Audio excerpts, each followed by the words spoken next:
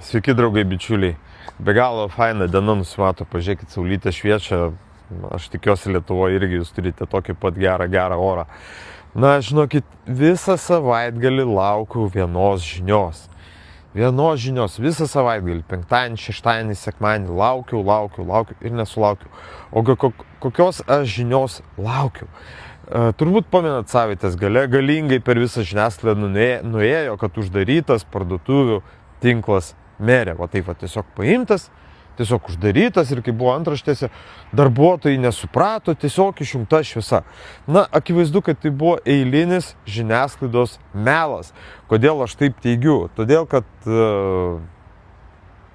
labai faini žmonės tiesiog atsiuntė man vaizdo medžiagą, kad parduotuvių tinklas Merė neužsidarė, o tiesiog pakeitė pavadinimą. Ir tą kažkada padarė Lukoilas ir pasidarė Viada, tą kažkada padarė Statoilas ir pasidarė Circle K ir daugybė įmonių yra tą padarę, pakeitę pavadinimus ir taip toliau.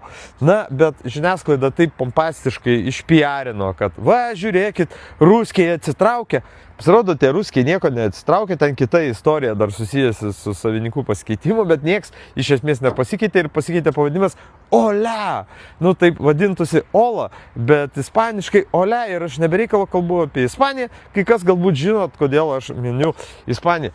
Tai iš esmės eilinį kartą tai įrodo, kad žiniasklaida išpiarina tas, kas jiem naudinga, o po to tyli ir apsimeta, kad nieko apie tai nežino, kad nieko apie tai negirdėjo, su ta žinia, kad, nagi, tiesiog pasikeitė pavadinimas. Ir tai ne pirmas kartas, kai yra jumis manipuliuojama, tai ne pirmas kartas, kai jūs esat kvailinami. Lygiai taip pat, kai paklauskite žiniasklaidos, kodėl paskutiniu metu nerašo toks vaizdas, kad karas vyksta tik tai Rusijoje. Ten dega Wildberries sandėliai ir nieko daugiau nevyksta. Ir nieko nerašo, kaipgi vyksta karinis konfliktas Ukrainos teritorijoje. Ar jau nebevyksta? Apie tai nieko jums nerašo, todėl kad nereikia. Kodėl žiniasklaida nerašo, kad jau kai kurios Ukrainos rytyse yra sudegintos visos degalinės? Irgi apie tai nerašo.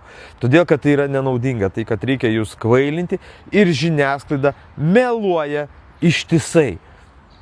Nepasakymas kažko, mano nuomonė, irgi yra melas, kai tu apie tai žinai, kai tu pasakai tam tikrą dalį, o tam tikrą dalį nutyli. Na ką, visiems geros dienos, dar laukiu žinių reportažų, aš kaip sakant, čia vietoj nestoviu, judu ir, patikėkite, kaip toj dainoj, gimėm ne per anksti, nei per vėlai, gimėm pačiu laiku.